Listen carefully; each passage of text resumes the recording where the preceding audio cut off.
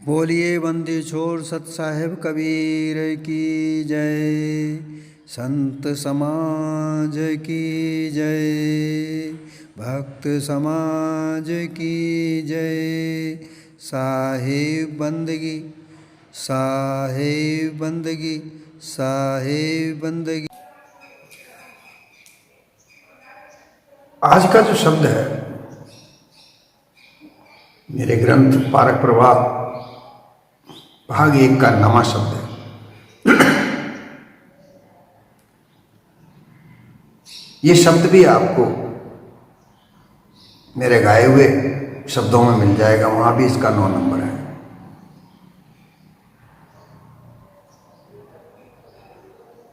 आप ये मेरे विचारों को सुनते हो,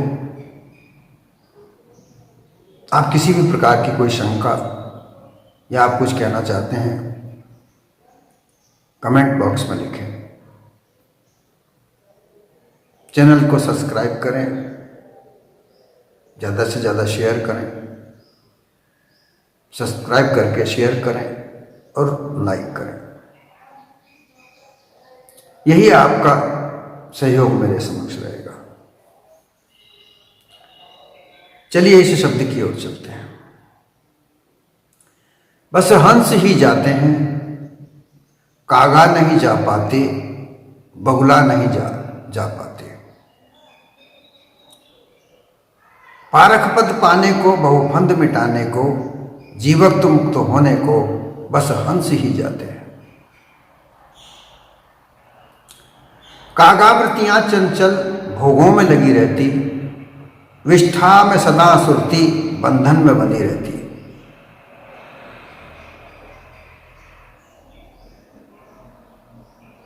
मानव तन पाकर के उत्तम जन बनने को बस हंस ही जाते हैं। बगुला की वृत्ति कुंठित स्वार्थ में लगी रहती, रहताल तलैया में सागर में नहीं बसकी।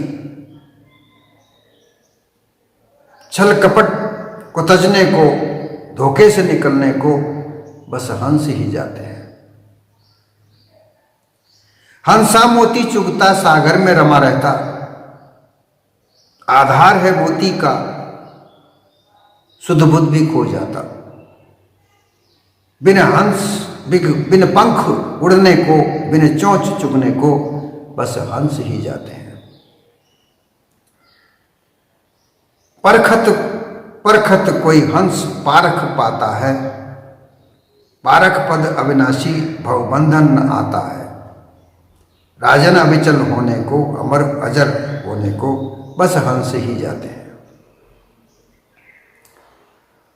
ये शब्द कहता है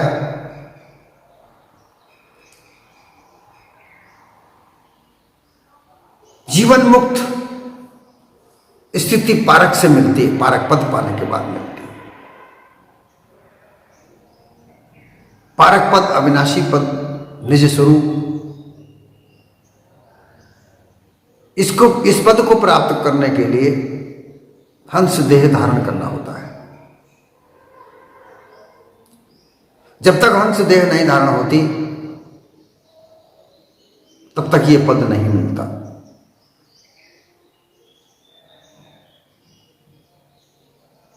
हंस देह धारण करने के लिए जो जीव की 6 भूमिकाएं हैं उनको पार करना होता है। पहली जो छिपरा भूमिका जो कही जाती है, इस छिपरा भूमिका में मानव के सद्गुणों को, जो सद्गुण हैं, 8 जो सद्गुण हैं, दया, शील, विचार, धैर्य और सांझ, गुरु भक्ति, विचार, वैराग और विवेक, अर्थात सांझ की धरती हो, विचार का जल हो, दया की वायु हो, शील की अग्नि हो, धैर्य का आकाश हो। ये 5 पक्के तत्व, ये 5 पक्के तत्वों का कब प्राप्ति होगी? जब विवेक, वैराग और गुरु भक्ति में लीन हो गए। ये 8 सद्गुण कहे जाते हैं। इनको धारण करने के बाद ही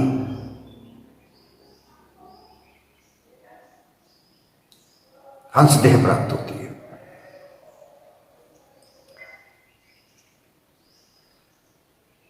छह पशुआ कर्म जो बताए जाते हैं उनका सुधार मानव सद्गुणों से होता है। परंतु यहां क्षिप्रा भूमिका में क्या कहा कि भूमिका जो मानव की भूमिका है, हंस की भूमिका है, वो छुपा दी गई है अनुमान कल्पना के आधार पर। 6 कर्म जो अनुमान ईश्वर को प्राप्त करने के लिए, परमेश्वर को प्राप्त करने के लिए, अल्लाह को प्राप्त करने के लिए, गॉड को प्राप्त करने के लिए जो 6 कर्म बताए गए अलग अलग तरह से, ये 6 कर्म हैं। यहां जो बात है वो तीर्थ, व्रत, दान,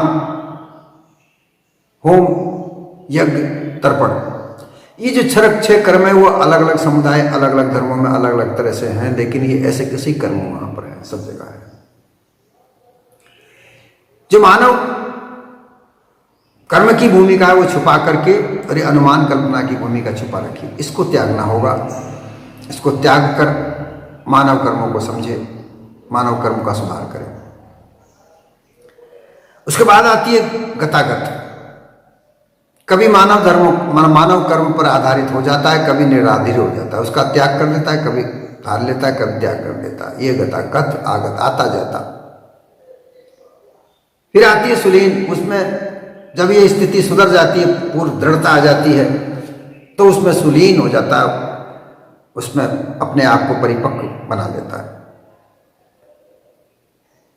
फिर आती है सोलेष्ठता। सोलेष्ठता में परिपक्वता, पूर्ण परिपक्वता आ जाती है, उसका आधार वो मान लेता है। उसके बाद फिर अभाव भूमिका बनती है, जहां अनुमान कल्पना का अभाव हो जाता है, जहां अनुमान कल्पना का कोई आधार शेष नहीं रह जाता। उसके बाद हंस भूमिका प्राप्त होती है, हंस देह प्राप्त होती है। इस अंश देह को प्राप्त करके ही उस पारक पद को प्राप्त किया जा सकता है, वहां उस पद पर स्थित हुआ जा सकता है। वहां कागा नहीं जा सकते,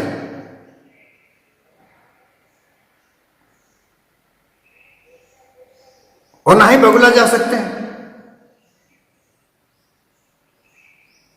इस जीवन में, मानव जीवन में आप देखिए, सब कहते हैं कि मानव तन बड़े जतन से मिला, लेकिन सभी मानव कैसे हो जाएंगे? इस मानव तन के अंदर भी 3 प्रकार की वृत्तियां देखने को मिलती हैं। एक कागा वृत्तियां होती हैं जो हमेशा विष्ठा, जैसे जो कागला होता है, कौवा होता है, उसकी निगाह, उसकी वृत्ति हमेशा विष्ठा पर ही होती है।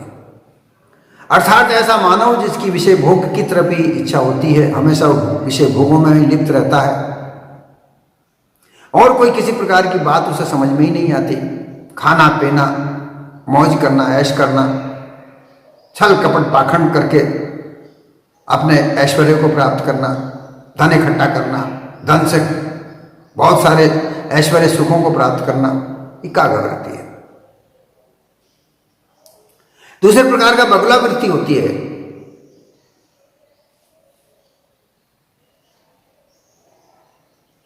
दिखने को तो हंस की तरह सफेद होता है, लेकिन अंदर वृत्तियां कागले की होती।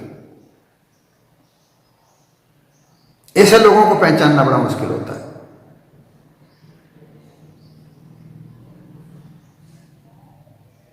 ऐसे लोग दिखावा तो हंस की तरह करते हैं, बड़े नम्र भी हो जाते हैं, नम्रतापूर्वक व्यवहार भी करते हैं, लेकिन वो केवल अपने स्वार्थ को सिद्ध करने के लिए होते हैं। छल कपट पाखंड उनके घट में भरा हुआ रहता है। जो देखा नहीं जा सकता, महसूस नहीं किया जा सकता, और समय जैसा ही मिलता है वो झट अपना काम कर देते हैं। ऐसे लोग भी हैं। और कुछ लोग ऐसे हैं जो मानवता के आधार पर जीते हैं, वही हंस है। तो ऐसे हंस देह को धारण करने के बाद ही उस पारक पद को प्राप्त करने के लिए जाया जा सकता है। कागा नहीं जा सकते, बगुला नहीं जा सकते। पारक पद पाने को, जो अचल अविनाशी अखंड पद है, वो पारक पद है। जैसे सकलों परख या सो पारक निज रूप। जो निज रूप है, जो पारक है, उसी से सारे संसार को परखा जा सकता है, देखा जा सकता है, जांचा जा सकता है, सत्य असत्य का निराकरण निर्णय लिया जा सकता है। अन्यथा कोई ऐसा पद नहीं है। उस पद को प्राप्त करने के लिए केवल हंस देह धारण करके ही जाया जा सकता है। भवफंद मिटाने को, विभिन्न प्रकार के जो भवसागर में, इस संसार में फंद रचे गए हैं, कर्मकांड के, उपासना के, योग के, ज्ञान के, विज्ञान के, ये सब के फंद जो बनाए गए, मत पंथ धर्म समुदाय, इनके नाम से जो फंद बनाए गए हैं, विभिन्न प्रकार के मत बनाए गए हैं, उनसे निकलने के लिए, जीवत मुक्त प्राप्त करने के लिए, क्योंकि यहाँ इस फंद में मुक्ति मरने के बाद कही जाती है, लेकिन यहाँ तो जीवत मुक्त मिलती है। परंतु ऐसी जगह पर जाने के लिए केवल हंस ही जा सकते हैं, दूसरा कोई नहीं जा सकता। कागावृत्तियां चंचल भोगों में लगी रहती, विष्ठा में सदा सुरती, बंधन में बंधी रहती।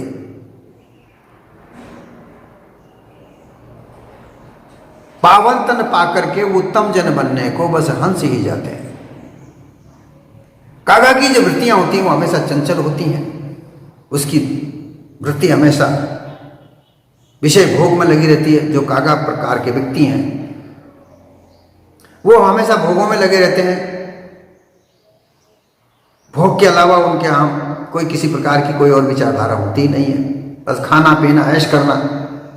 मानव जीवन कब मिलेगा, कब मिलेगा, ये मानव जीवन आए मिला है, बस इसको भोगों में लगाओ, खूब खाओ पियो, खूब धन कमाओ। जो लोग धन भोग पदार्थों को त्यागने की बात करते हैं वो निराश लोग हैं। उनकी क्या बात मानना। बस संसार एक बार मिला है, ये जीवन एक बार मिला है, इसको खूब भोगो। ऐसे विचारों के लोग बाग ये वसुंधरा पुरुषार्थ से भोगी जाती है, ऐसा कहते हैं। जो पुरुषार्थी लोग हैं वही इस वसुंधरा का, इस धरती का भोग कर सकते हैं। अर्थात इस धरती पर जितने भी भोग पदार्थ हैं, स्त्रियां हो, ऐश्वर्य हो, धन हो, इनका भोग ऐश्वर्यवान लोग, पुरुषार्थी लोग ही करते हैं। और पुरुषार्थ किस चीज का? धोखाधड़ी, छल कपट, पाखंड, मार धाड़, हत्या, ऐसे करने वाले लोगों को यहां पर पुरुषार्थ दिखा जाता है।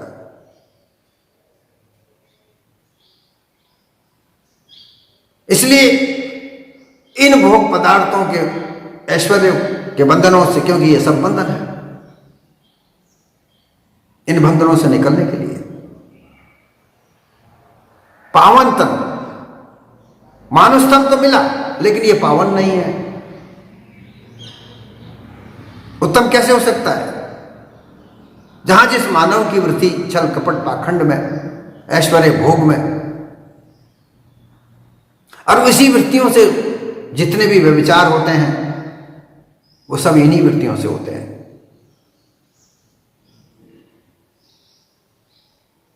अत्याचार, व्यभिचार जो कांड होते हैं वो इन्हीं वृत्तियों के लोगों के द्वारा होते हैं।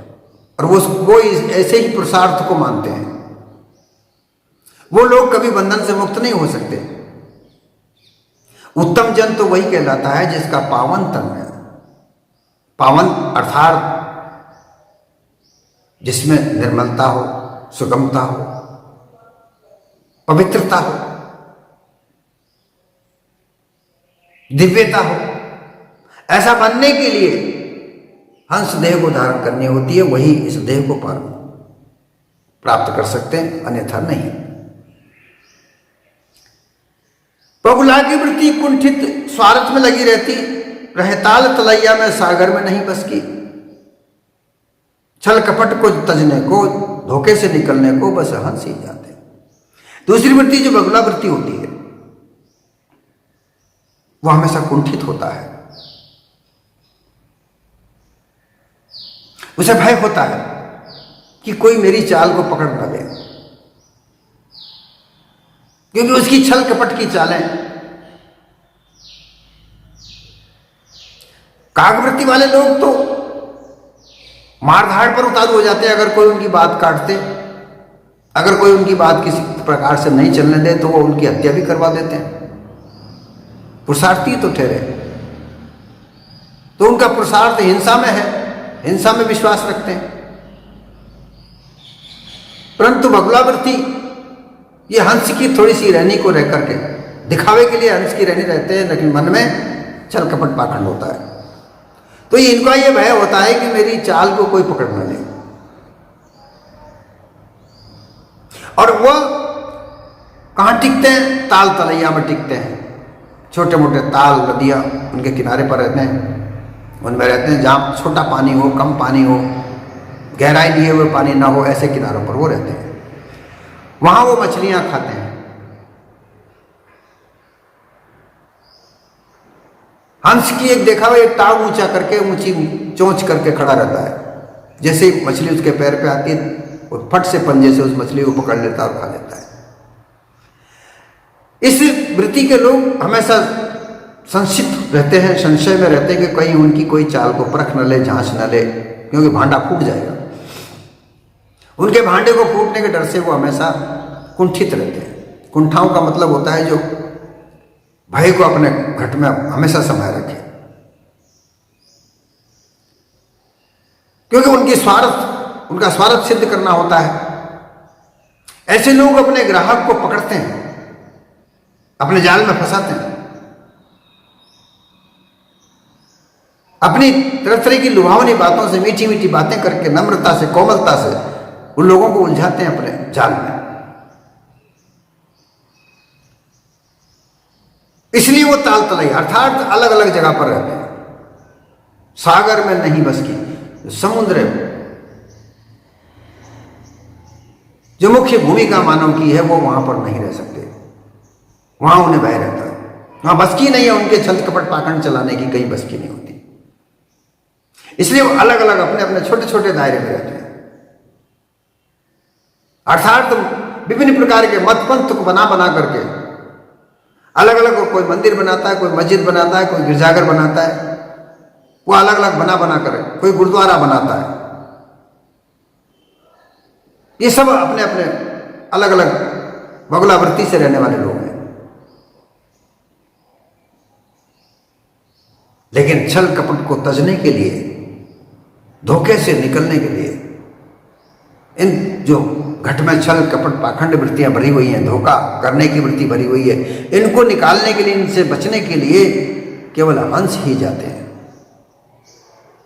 हंस वृत्तियां धारण करे बगैर, हंस देह धारण करे बगैर बगुला वृत्ति से भी नहीं निकला जा सकता।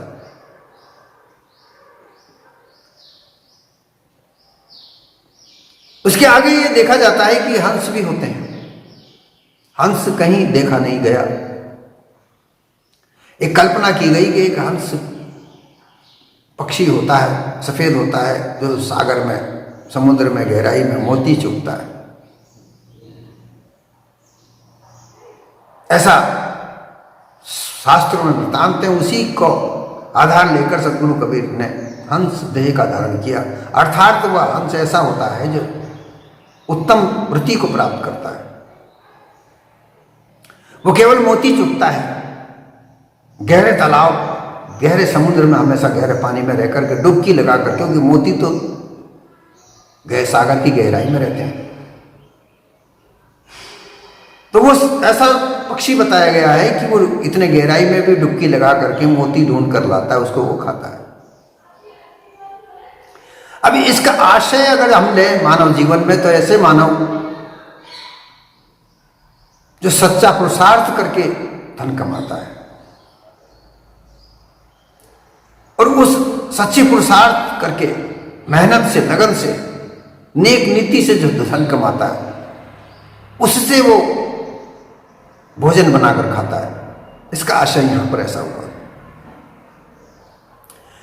जो ऐसे लोग होते हैं वो बहुत कम होते हैं, जो छल कपट पाखंड हिंसा इनसे अलग रह करके नेक नीति ईमानदारी से धन कमाते हैं, चाहे वह व्यापारी हों, चाहे वह सरकारी नौकरी में हों, वकील हों, जज हों, सैनिक हों, व्यवस्थापक हों, कहीं भी हो, लेकिन वो अपनी नेक नीति से रहते हैं। वो वहां पर किसी प्रकार का 2 नंबर का धंधा नहीं करते। नेक नीति से आए हुए धन से वो अपना गुजारा करते हैं, अपने परिवार का पालन पोषण करते हैं। ऐसी वृत्तियां रखने वाले लोगों को हंस स्वरूप कहा गया है। और वही ऐसे लोग मोक्ष पद को प्राप्त कर सकते हैं, पारक पद को प्राप्त कर सकते हैं, अन्यथा नहीं। हंसा मोती चुगता सागर में रहता, वहां भी अब इसमें कुछ स्तर बनाए, 2 स्तर के बनाए गए। एक तो हंसा है और एक हंस होता है, लेकिन हंस वही होता है जो जिस तरीके से मैंने बताया। लेकिन एक हंसा, उनके बीच में एक हंसा भी होता है जो ऐसे लोगों की संगत में तो रहता है, उनकी सारी वृत्तियों को वो जानता है, वैसी रहनी भी थोड़ी थोड़ी वो रहने लगता है, क्योंकि वो उनके पास में हमेशा संपर्क में रहता है, तो वैसी वृत्तियां भी वो जान जाता है। लेकिन वो मोती के आधार पर अपने आप को बेच भी देता है। हंसा मोती विकानिया कंचन थार भराए, जिनको अपनी सुध नहीं वाको कहा करें। जो लोग हंस वृत्तियों के लोग के साथ रहते हैं वो उनकी नीति को जानते हैं, रहनी गहनी को वो जानते जरूर है, लेकिन अपने आप में पूरी तरीके से धारण नहीं किए हुए होते हैं। दिखावा उनके साथ अवश्य करते हैं, लेकिन धारण नहीं किए होते हैं। ऐसे लोग भी होते हैं, लेकिन वो कभी कभी मोती को के आधार पर बिक जाते हैं, अपनी वो शुद्ध बुद्ध को खो देते हैं। कभी कभी ऐसा उनको मौका मिलता है, ज्यादा धन मिलता है, तो वो अपनी शुद्ध बुद्ध को खो करके धन के ऊपर अपने आप को अधिकार कर लेते हैं। लेकिन जो हंस होते हैं वो बिना पंख उड़ते हैं, बिना चोंच चुगने को, बिना पंख उड़ने को, बिना चोंच उड़ने को, बस हंस ही था। जब तक हंस का मोती आधार होता है, चुगने का आधार होता है, तब तक भी वो बंधन में है। वो उस बंधन को भी त्याग करके वहां से निकल जाते हैं, बिना पंख उड़ते हैं, बिना चोंच के चुगते हैं। ऐसी वृत्ति को पाने के लिए केवल हंस ही जाते हैं। जो परिपक्व हंस होते हैं, जो अपनी रीति रहनी गहनी से पूर्ण हो जाते हैं, ऐसे लोग, ऐसे हंस, मतलब ऐसी वृत्ति के लोग बहुत कम होते हैं। वही उस पारक पद को, निज चैतन्य स्वरूप को, निज पद को प्राप्त करते हैं। अन्यथा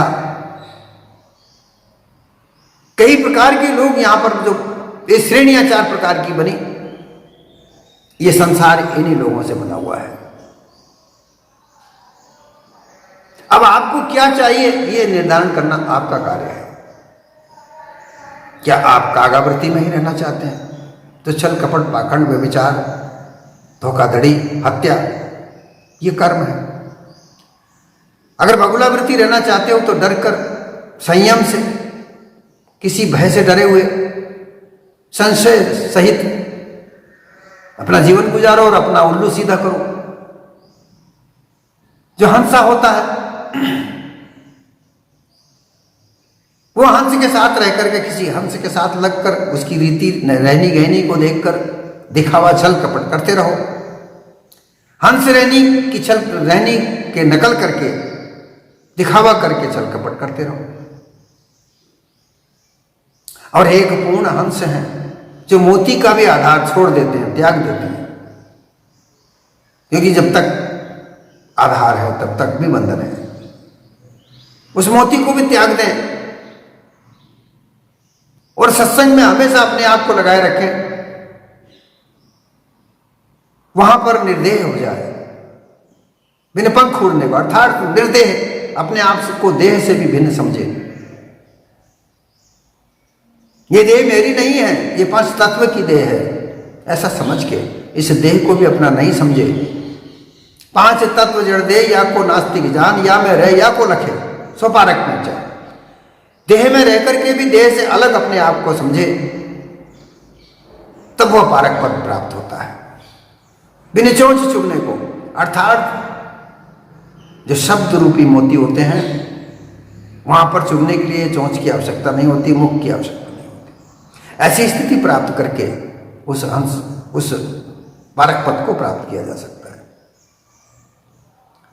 परखत परखत कोई हंस पारक पद पाता है। पारक पद वैसे ही नहीं मिल जाता कि हंस बन गया, परिपक्व हो गया, लेकिन उसको तुरंत पारक पद मिल जाएगा। उसकी भी परख करनी होती है,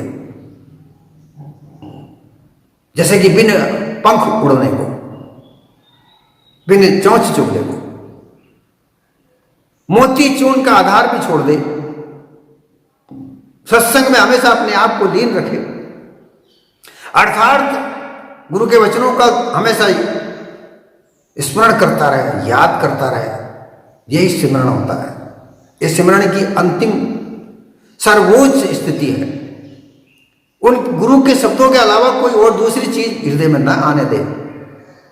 सुरत कान के द्वार से हटा करके हृदय में ही लगा के स्थित रखे।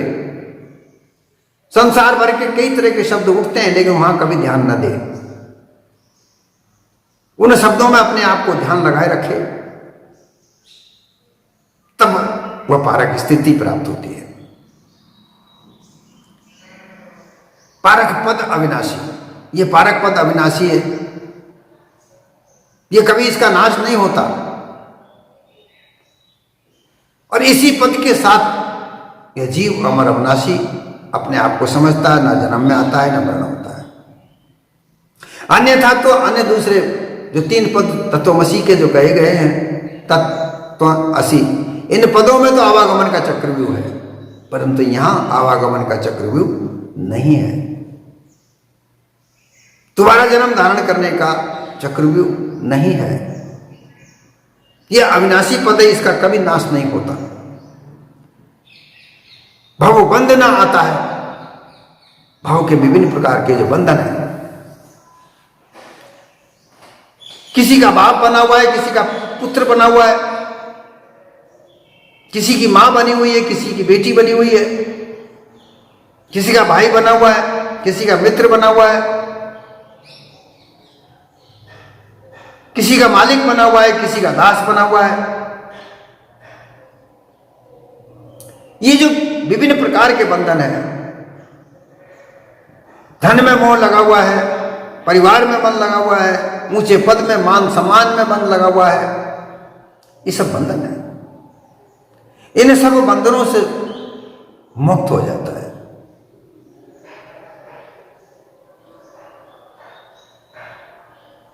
राजन अविचल होने को, अमर अजर होने को बस हंस ही जाते। चेतन स्वरूप जीव जो जीव है, 184 जीवाजूड़ का राजन है। इस राजन के स्वामित्व को जानने के लिए अविचल चंचलता को मिटाने के लिए, क्योंकि चंचलता यहां से वहां, वहां से वहां, ये नहीं वो, तरह तरह के भोग पदार्थों को भोगने की वृत्तियां जागृत रखना, इनसे बचने के लिए अमर अजर, अमर जो नहीं मरता है, अजर जो जिसका धारण नहीं होता, नाश नहीं होता, ऐसे पद को प्राप्त करने के लिए, ऐसे स्थिति को प्राप्त करने के लिए बस हंस ही जाते हैं। बस हंस ही इस स्थिति को प्राप्त करते हैं